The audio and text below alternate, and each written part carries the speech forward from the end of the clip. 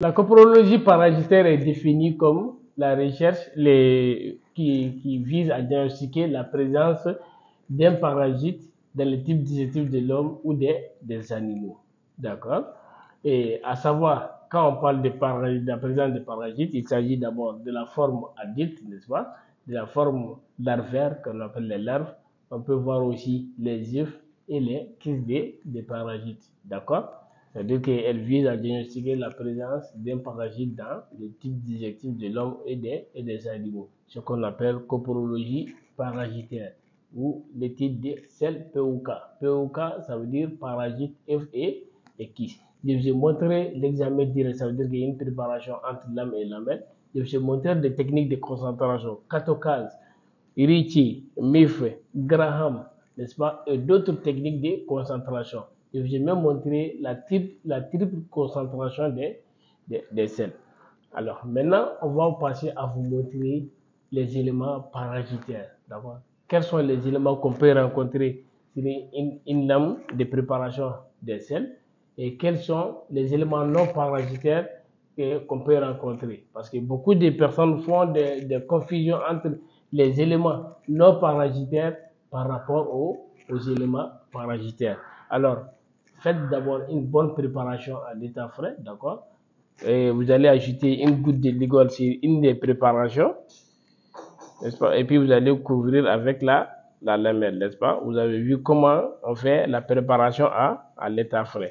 Toujours quand vous couvrez avec la lamelle, vous faites de telle sorte qu'il n'est pas formé des bulles d'air. Parce que les bulles d'air aussi souvent peuvent se présenter comme des œufs des parasites. Vous voyez, cette partie du ligol, c'est la partie où vous allez voir que le ligol permet de colorer la chromatine des noyaux et des vacuoles iodophiles. Alors, on va passer à Alors, il faudra toujours commencer par partie où il n'y a pas les ligols, d'accord? On va étudier l'objectif 10 et puis 40. Le condenseur est en bas. Vous allez fermer le diaphragme à 10 et ouvrir un peu le diaphragme lorsque vous allez passer avec l'objectif 40. Alors, nous allons regarder ici et passer dans d'autres champs. On va commencer à vous les montrer. Alors, nous allons commencer par les éléments non parasitaires. Vous voyez celui-là, ce qu'on appelle les vaisseaux tracés d'Ibois, n'est-ce pas? Leur aspect microscopique, ces éléments-là se présentent sous forme de vaisseaux spirales, comme vous le voyez, et il ne faut pas les confondre avec certains parasites, d'accord? Vous voyez comment ils se présentent. Quand vous les voyez, ça ressemble, regardez, vous allez penser que ce sont des anneaux de téniant, loin de là, d'accord? Vous pouvez les remarquer. Dans les selles, vous pouvez les voir même en forme de filaments comme ça, mais à l'intérieur, vous regardez comment ça est, n'est-ce pas? Voilà, vous allez remarquer ces choses-là qui sont des éléments non parasitaires. Regardez ici aussi, vous les voyez, n'est-ce pas? Ils peuvent être de taille variable. N'est-ce pas? Leur aspect ressemble quand même à des vaisseaux spiralés.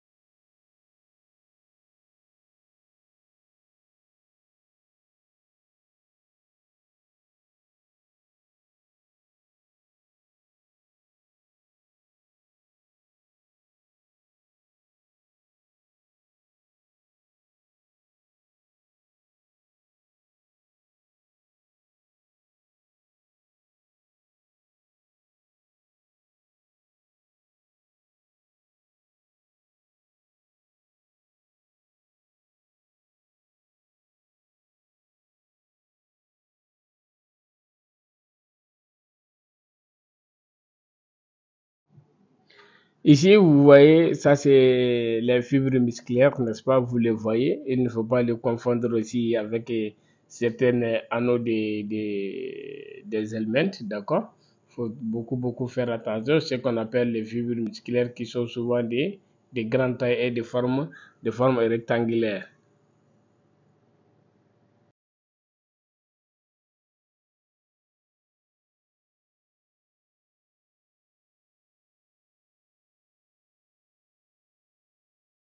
Dans ce champ, vous pouvez voir l'élément qui est au centre ici. Vous voyez cet élément-là, ce qu'on appelle l'épiderme végétal, n'est-ce pas? Vous pouvez le voir qui sont entassés comme ici aussi dans ce champ-là, vous voyez. Vous pouvez remarquer ça aussi dans le ciel, ce que vous appelez l'épiderme végétal, n'est-ce pas? Tout ça, ce sont des éléments non parasitaires qu'il ne faut pas confondre. Ici, vous voyez les éléments que vous voyez en mobilité, c'est le Trichomonas interstellaris ou le Trichomonas hominis. On l'appelle aussi le Pentatrichomonas hominis, qui est un protozoaire flagellé de forme piriforme très mobile et comme vous pouvez le remarquer dans ce champ microscopique.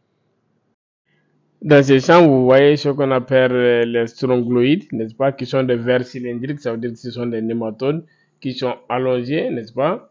Leur différence avec les autres nématodes, c'est l'absence de grains hein, à l'extrémité postérieure et l'extrémité postérieure qui est pointie, n'est-ce pas?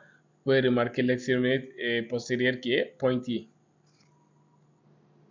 D'accord, c'est l'absence de grains à l'intérieur, n'est-ce pas?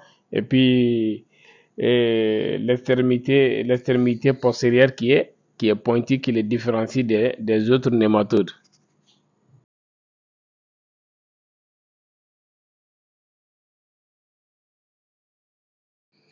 Ici, dans les champs, vous avez l'œuf d'Ascaris fécondé. Il faudra savoir, vous pouvez rencontrer des types d'œufs d'Ascaris, n'est-ce pas? On a l'Ascaris, l'œuf d'Ascaris fécondé et les non fécondés. Ici, on a les fécondés.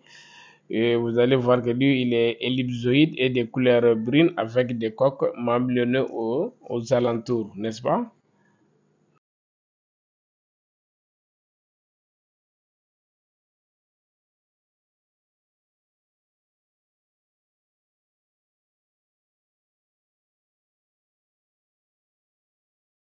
Voilà, ici dans ce champ, vous voyez ce qu'on appelle l'effet d'Ascaris non fécondé. Lui, il est plus allongé par rapport à l'effet fécondé, n'est-ce pas? Lui, il présente, quand vous remarquez au niveau des mamelons autour de la coque, vous allez voir que ce sont des mamelons qui sont irréguliers, d'accord? Et avec l'œuf fécondé, vous allez voir que c'est régulier. Ici, dans ce champ, vous avez l'œuf de ténia de forme ronde, légèrement ovoïde, avec une coque épaisse. L'embryon est hexacanthe. Vous pouvez le remarquer à l'intérieur de l'œuf. Ici, l'œuf que vous voyez, ce qu'on appelle douve des foie ou Phaseolia hepatica, n'est-ce pas, qui sont des vers thermatodes, ça veut dire que des vers plats segmentés, n'est-ce pas, qui possèdent des ventouses, n'est-ce pas, les vers qui possèdent des ventouses, on appelle les thermatodes, n'est-ce pas, qui sont de forme, leur effet de forme ovoïde et légèrement asymétrique, comme vous le voyez dans l'image.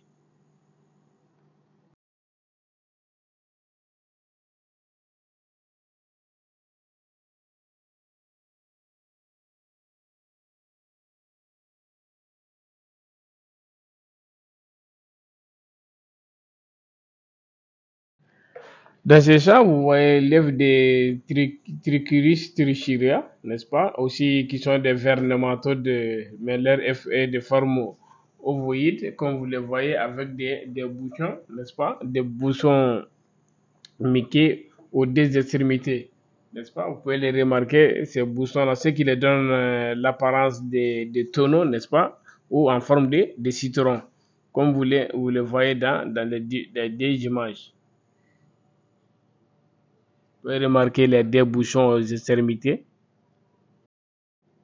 Dans ce champ-là, vous avez l'œuf d'ankylosome duodénal, n'est-ce pas, de forme symétrique. Les coques fines et aussi symétriques. Et le contenu est de 4 à 8 blastomes Ici, vous avez les 4 blastomes, n'est-ce pas? On ne peut pas se fier aux blastomes pour les différencier avec les Necator americanus. Mais ici, il faudra savoir que les duodénales là, hein, ils commencent par 4 blastomes. Alors ici, dans ce sens, vous avez l'ankylostome duodénal.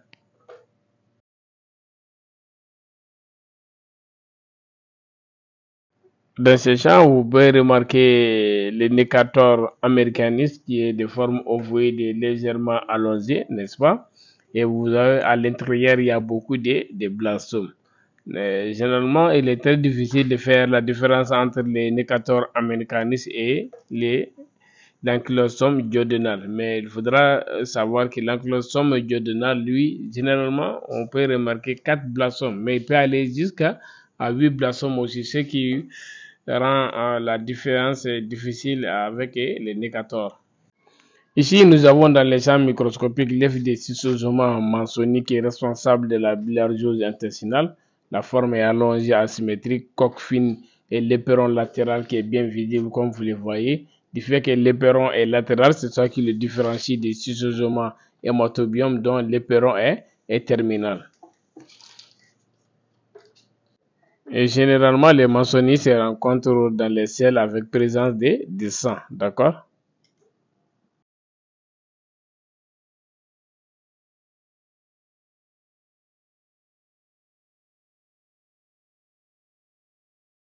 Dans ce champ, vous voyez, ça c'est l'œuf d'Hymenopis nana ou l'œuf de Téniané qui est un cestode, n'est-ce pas? La forme est ovoïde et sphérique. Vous allez voir qu'il y a la présence des deux membranes superposées. Vous pouvez remarquer dans le sang ici les deux membranes qui sont superposées. Ça c'est caractéristique de l'Hymenopis nana dans les selles.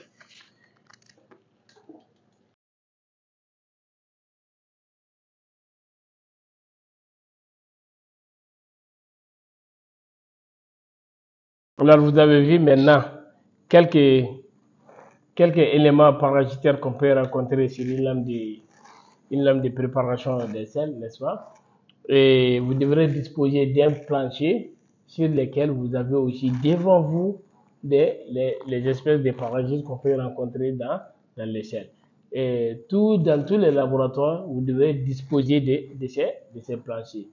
D'accord? Et ce qu'il faut savoir ici aussi avec les selles, pour qu'on reprend l'analyse plusieurs fois, parce que l'élimination des parasites n'est pas continue.